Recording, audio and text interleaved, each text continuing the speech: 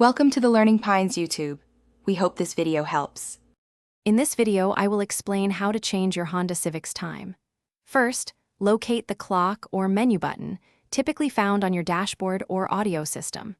You will press and hold this button for a few seconds until the time display starts to flash.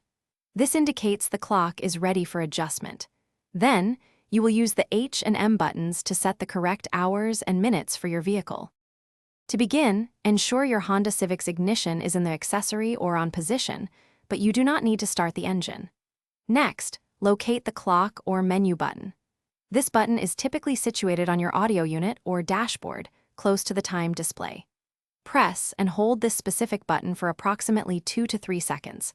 You will know you are successful when the time digits on your display begin to flash, indicating edit mode. With the time now flashing, it is time to make your adjustments. Look for the H button, which controls the hours.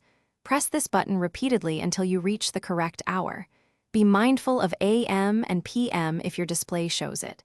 Then, find the M button for minutes. Press it to advance the minutes, often in 1-minute or 5-minute increments, depending on your model. Some Civics use arrow buttons instead.